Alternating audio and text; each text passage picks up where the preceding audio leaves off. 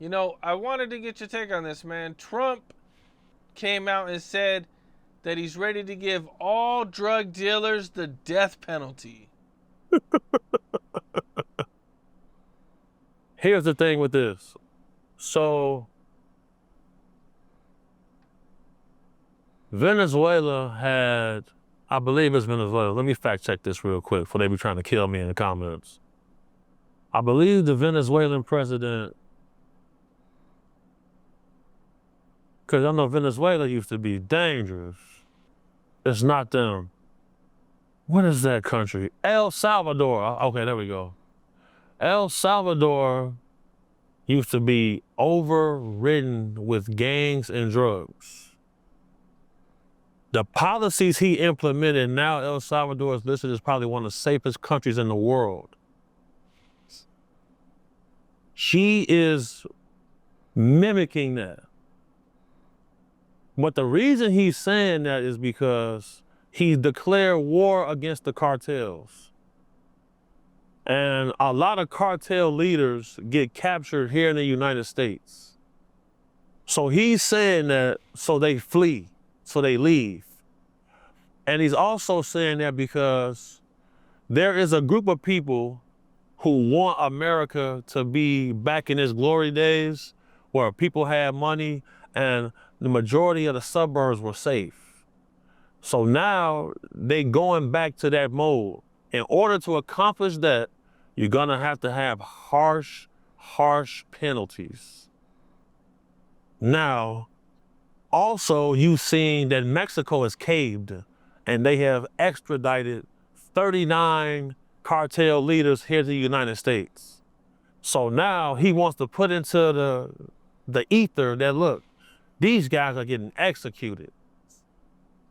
Because, in Sweden, they have the same amount of guns per capita as we do here.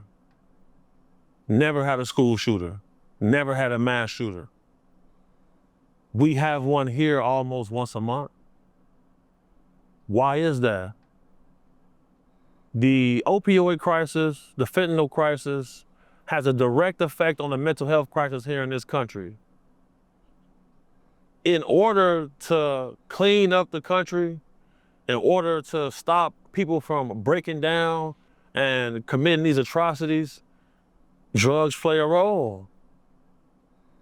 What affects a lot of people's mental health? The onset of drugs, the availability of drugs. Because you can get gun and drugs before you can get anything else of value. To get a house, you gotta have good credit. You gotta have 3 times the rent. To get a car, you gotta be able to take out an auto loan mostly. To go to school, you gotta take out a loan, but you can get a gun and drugs. You got $300, you can get all of that in a few hours. That's a problem. Something needs to be done, for sure. Straight up and down. Well, back in the day, drugs didn't really kill a lot of people. Like now it's like this fentanyl crisis is just, is killing so many people that, if you're a drug dealer, you potentially could kill people versus, 10, 15 years ago, it was like if you were a drug dealer, your clients didn't die. Very, if they did, it was rare. For sure. It was very rare for unless you're selling maybe coke, but if you're selling crack, if you're selling dope or meth, these people didn't die. At least not for 30, 40 years. You're right. You ever seen somebody overdose off crack? You know what I mean? Like, it don't happen. I never seen a crack overdose. I seen people, be addicted to heroin 20, 30 years, keep a job, raise a family, have a car. Enough fentanyl the size of your pinky fingernails enough to kill you. And then you got people cutting cocaine with fentanyl. A upper and a downer. I know some guys who did that and they was working for a certain cartel and they gone now. Like, you can't even find them nowhere no more. They mom called, said they got a phone call, said, Mom, he was in, they all gone. It was like a group of 6 of them, they gone. So they ain't playing about people doing that, you feel me? And then, you know, a lot of fentanyl is coming in from China. Like, it's Trump got an uphill battle. You know, the Democrats spent $140 million on making transgender animals. And you could have used that money to sew up the border and to prevent a lot of these drugs from coming through. The death penalties for drug dealers is crazy. It needs to be an immediate death penalty for pedophiles and child rapists as well, though.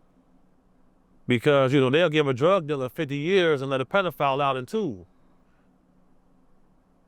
A lot of flaws in society right now. It's looking real suspicious to me, for sure.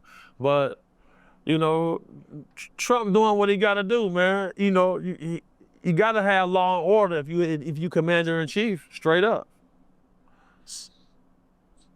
One of the other things that's been in the news that's been kind of crazy is all these planes crashing.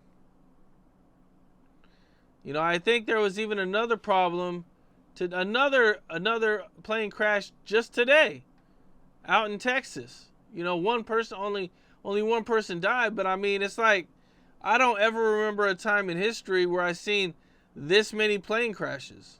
And I said this was gonna happen. I told motherfuckers this was gonna happen. Retired FBI agent John D'Souza said a couple years ago, after they announced the UFO shit, you're gonna start seeing planes fall out the sky because you got 2 things going on. You got Chinese hackers messing with the automation systems on planes. Then you see them pass bills about high-speed rail systems getting implemented into the United States of America. If you want everybody to get on your train and stop riding planes, what do? You make the plane seem unsafe. Most of these planes have autopilot systems that can be hacked.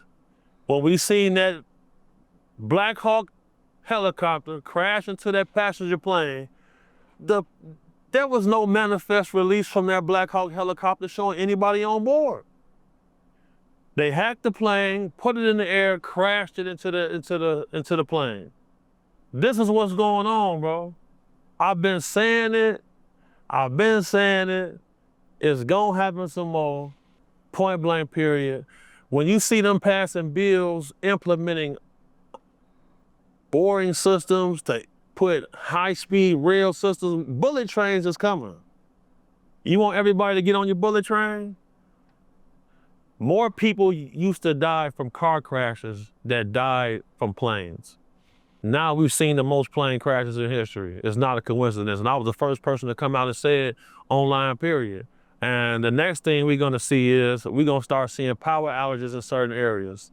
The U.S. Justice Department said they have caught hundreds of Chinese hackers setting up offices and office buildings. It's at the Justice Department website, blatantly attacking U.S. infrastructure.